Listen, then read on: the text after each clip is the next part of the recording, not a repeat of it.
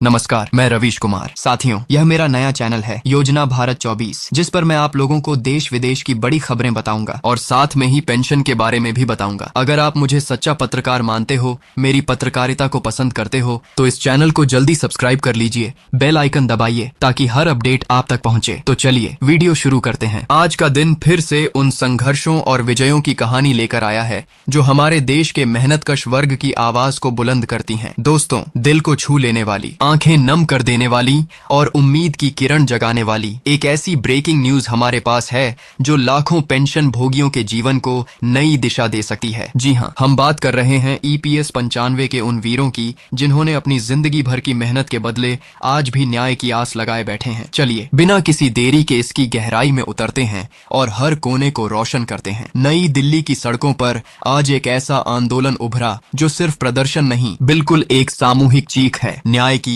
सम्मान की और जीने का हक की। EPS 95 के पेंशन भोगियों ने, जो संगठित हैं राष्ट्रीय आंदोलन समिति के बैनर तले, अपनी आवाज को राजधानी के दिल में गूंजा दिया। सोमवार का वह दिन 13 नवंबर को, जब पूर्वी किदवई नगर में स्थित कर्मचारी भविष्य निधि संगठन के मुख्यालय के बाहर हजारों की संख्या में पेंशन भोगी इकट्ठा हुए। यह कोई साधारण सभा नहीं थी, यह था एक महासमर जहां हर चेहरा कहानी कह रहा था। वर्षों की मेहनत, परिवार की जिम्मेदारियां और अब बुढ़ापे में मिल रही उस थोड़ी सी पेंशन पर गुजारा करने की मजबूरी। समिति ने स्पष्ट शब्दों में बयान जारी किया कि इन बहादुरों की मांग है न्यूनतम मासिक पेंशन को 7,500 तक पहुंचाने की। जी हाँ, 7,500। वह राशि जो न सिर्फ महंगाई के दांतों से लड़ सके, बिल्कुल एक सम्मानजनक जीवन की नींव रख सके। इस प्रदर्शन की ताकत को समझिए तो यह सिर्फ दिल्ली की सड़कों तक सीमित नहीं था। पूरे भारत के कोने कोने से पेंशन भोगी पहुंचे। दिल्ली के स्थानीय योद्धाओं से लेकर हरियाणा, पंजाब, उत्तर प्रदेश, उत्तराखंड, राजस्थान, महाराष्ट्र, कर्नाटक, बिहार, पश्चिम बंगाल, केरल, मध्य प्रदेश, तेलंगाना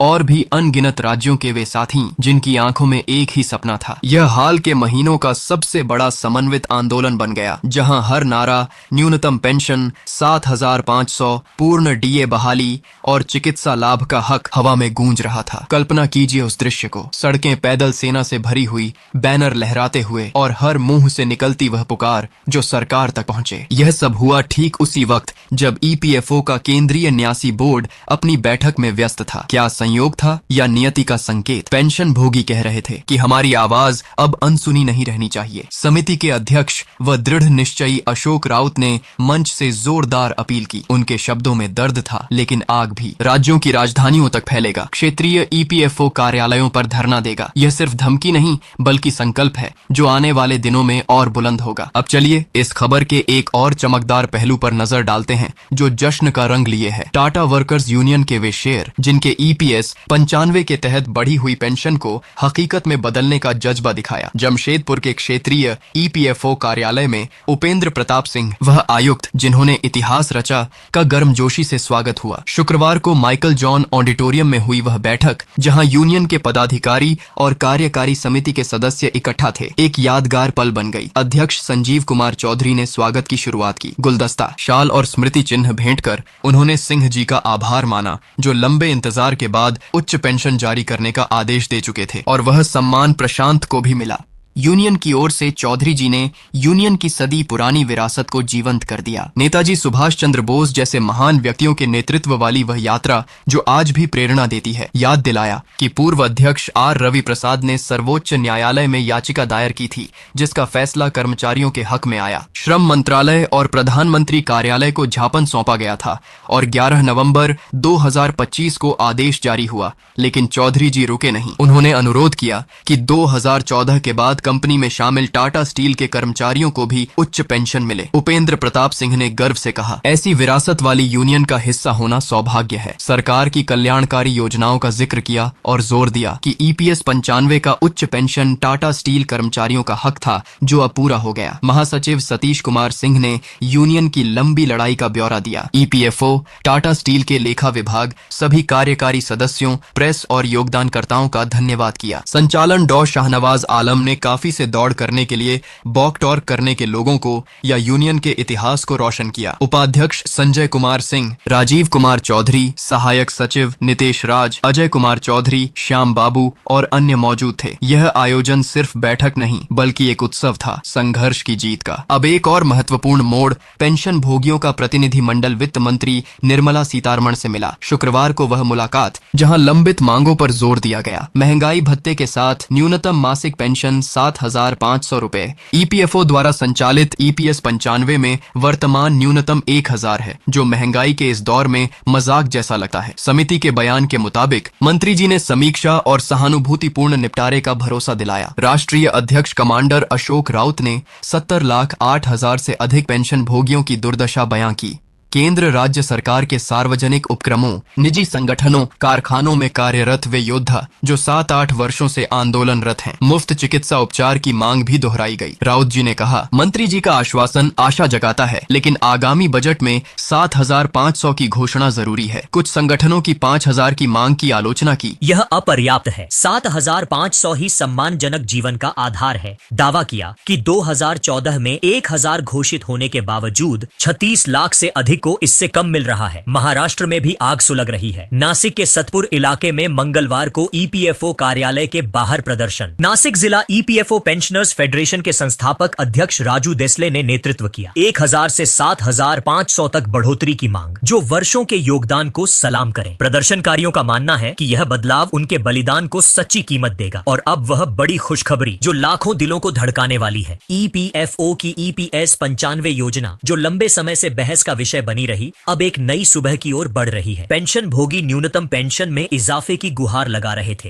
ताकि अच्छा जीवन स्तर बरकरार रहे। हाल ही में घोषणा हुई न्यूनतम पेंशन 7,500 अतिरिक्त भत्तों के साथ लाखों में खुशी की लहर दौड़ी। इस फैसले का विस्तार समझिए। वर्षों की मांगे 1,000 पर गुजारे की मजबूरी, मास से इस और अब 7,500 से आर्थिक राहत। मोदी सरकार की बड़ी उपलब्धि जो अनगिनत परिवारों को छुएगी। आधिकारिक तौर पर पेंशन बढ़ी। 70,08,000 लाभार्थी। ईपीएस 95 राष्ट्रीय संघर्ष समिति के महासचिव बीएस रावत ने 7,500 के साथ डीए के महत्व पर बल दिया। राष्ट्रीय अध्यक्ष कमांडर अशोक राउत ने वित्त मंत्री से मुलाकात कर न्यूनतम पेंशन और मुफ्त स्वास्थ्य सेवाओं की वकालत की। 70,08,000 पेंशन भोगियों की मांगे, न्यूनतम वृद्धि, मुफ्त चिकित्सा, पेंशन भोगी और जीवन साथी के लिए उच्च पेंशन आवेदनों में त्रुटि सुधार, प्रतिनिधि मंडल को शीघ्र समाधान का वादा। कमांडर अशोक राउत ने बताया कि श्रम और वित्त मंत्रियों से मुलाकातों में बढ़ोतरी का आश्वासन मिला, लेकिन बजट 2025-26 में न होने से निराशा। इसी क्रम में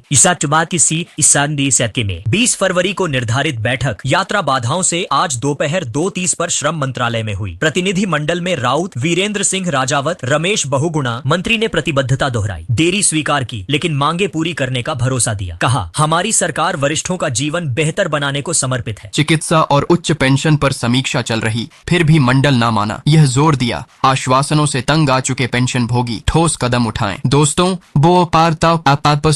यह खबर सिर्फ आंकड़ों या घटनाओं का संग्रह नहीं, यह उन अनगिनत चेहरों की दास्तान है जो देश के निर्माण में पत्थर तोड़ते रहे, मशीनें चलाते रहे और अब बुढ़ापे में भूल ना जाएं। कल्पना कीजिए एक बुजुर्ग को जो सुबह उठकर दवा के लिए लाइन में खड़ा हो या परिवार को खिलाने के लिए कहीं मजदूरी करें। ईपीएस 95 का यह संघर्ष उसी दर्द को आवाज दे रहा है। दिल्ली का प्रदर्शन, जहां हवा में नारे गूंजे, बैनर लहराए और हर कदम सरकार तक पहुंचा। हजारों की भीड़, विभिन्न राज्यों से आए यात्री जो रात दिन की थकान भूल कर खड़े रहे। समिति का बयान जो हर शब्द में दृढ़ता झलकाता, पूर्ण डीए बहाली, वह भत्ता जो महंगाई को काबू में रखे, चिकित्सा लाभ, वह सुविधा जो बीमारी के डर को दूर करे, और 7,500 वह राशि जो बाजार की मार से बचाए। अशोक राउत की अपील, सर्वोच्च न्यायालय के फैसले का जिक्र, प्रधानमंत्री से हस्तक्षेप की गुहार, चेतावनी का स्वर जो आंदोलन को व्यापक बनाने का संकेत देता। अब टाटा का अध्याय, वह यूनियन जो सदी की गवाह है। नेताजी के नेतृत्व की यादें, आर रवि प्रसाद की याचिका जो न्याय दिलाई, चौधरी का स्वागत, गुलदस्ता की महक, शाल का सम्मान,